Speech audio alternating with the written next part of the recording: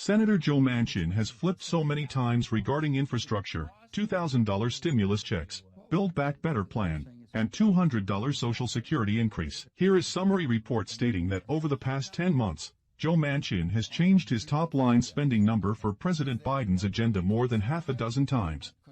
Infrastructure. If you want to spend $2 or $3 trillion, invest it in infrastructure. The most important thing, do an big infrastructure. Spend $2, $3, $4 trillion over a 10-year period on infrastructure. You want to put everybody back to work? There's a lot of people that lost their jobs, that those jobs aren't coming back. They need a place to work to make a living. Every state can start an infrastructure program. I do not want to add more debt on. So if that's $1 trillion or $1.5 or $2 trillion, whatever that comes out to be over a 10-year period, that's what I would be voting for. So if you throw another $2, $3, $4 trillion, we might have a hard time with the tax code, the adjustments that I believe need to be made. 4 to 6 trillion. You're not going with that.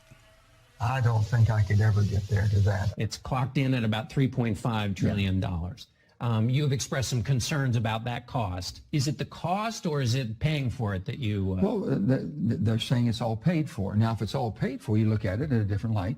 Okay, there's a lot of great things in there. Are you a hard no? On the 3.5? Yes. Okay. Is there a number you can support? I haven't looked at that because you know why? They won't look at it responsibly and reasonably for a tax code. Do you have a ceiling? My ceiling is this. The need of the American people. I've never been a liberal in any way, shape, or the form. I'm not asking them to change. I'm willing to come from 0 to 1.5. Is 1.72 big to you? 1.75 too high for you?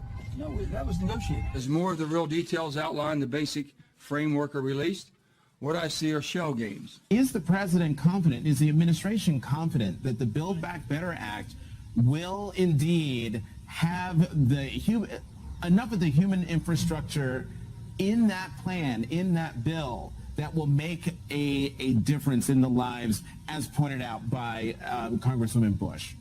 So that Build Back Better Act that you're speaking of, to your point, this is pro-people. This is about humans, right? This is about pro-families, actually doing that once-in-generational investment that we haven't done in a long time, that's going to give people a little bit of that breathing room that the president talks about all the time, because he understands what that all means. So I want to be very clear here. They said to us, oh, we're not going to get the American Rescue Plan done. We got it done. They said we weren't going to get the bipartisan infrastructure deal done. The president got that done. So he is committed to making sure that this Build Back Better Act happens. Let's remember, this is something that the president has been talking about for over a year. This is his plan. This is something that he understands. Again, will give the American people a breathing room, deal them back in, as he says many times, to make sure we don't leave anybody behind, and truly, truly invest in the American public. And so he's going to dial that phone, call up congressional members like he did on Friday, like he's been doing for the past couple of weeks, and make sure this gets done, working with members of the House, working with Leader Schumer and senators on that side of the chamber, and making sure that we deliver for the American people, because this is what is going to change, transformational change. That is so critical here. And those two bills, as we've talked about, is also going to help us fight climate change in a way that has never been done before. We talk about resilience, right? Making sure that those hurricanes, those wildfires, all of those extreme temperatures that we see in different regions of this country, actually that we build our resilience. So there are so many important things that we're going to deal with these two pieces of legislation, that we got one done and we're going to get the other one done. Obviously, you need his vote. Do you think that Build Back Better in its current form is essentially dead because of inflation?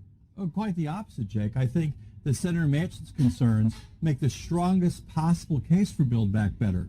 One of the biggest expenses families face is childcare. Our bill will cut the cost of childcare for middle-class families in half. Another thing that people are really feeling the pinch of is prescription drugs. Our bill, Build Back Better bill, lowers the cost of prescription drugs, puts a cap on what seniors pay for their drugs. People are pinched by elder care costs. It brings that down. By health insurance premiums, the bill brings that down.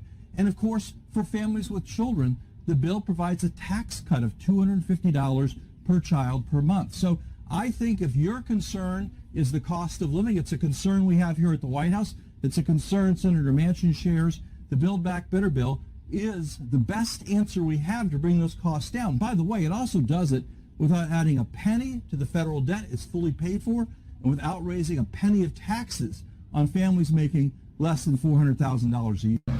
Hey everyone, this is Congressman Jason Smith, the Republican leader of the House Budget Committee. DC liberals, they don't want you to know what's in their 2,000-page reckless tax and spending package.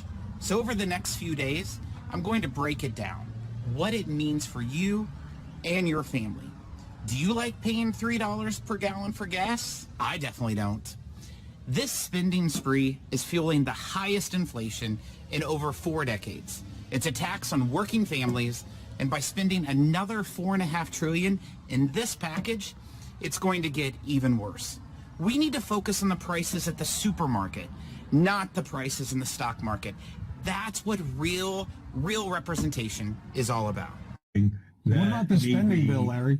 I think it's fine. You know, Chris, if you look at it, the 10 years of the two spending bills together, A, are less than the 1 year of what they did last spring, and B, unlike what they did last spring, are paid for by tax increases.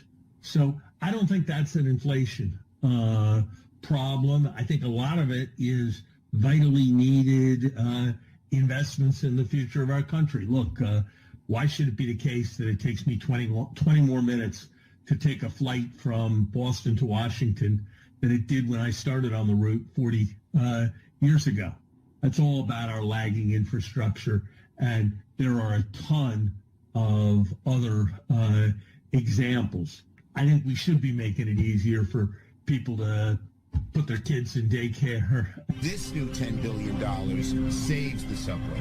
It means it can keep going stronger for years to come. There is money for saving the existing subway, but also expanding into new places. It means that the subway system will improve, that there will be better service, more service, and additions that are needed, like the 2nd Avenue subway, like Gateway, will go full speed ahead, employing tens of thousands of workers in new jobs. The Senior Citizens League, a nonpartisan senior group, is pushing Congress to issue a 4th stimulus check of $1,400 to Social Security recipients. Round of stimulus checks for those on Social Security income, SSI. According to an update last month from the group, we've heard from thousands of them who have exhausted their retirement savings, who have started eating just one meal a day, started cutting their pills in half because they can't afford their prescription drugs, to list just a few of the drastic steps so many have had to take because of what inflation has done to them this year. The letter stated, "Many have written to us that our government has forgotten about us. A $1,400 stimulus check for Social Security recipients could be a way to get extra non-taxable income to them," Delaney stated in the letter. "We have provided a link of petition in the video description. Go ahead and submit the petition now."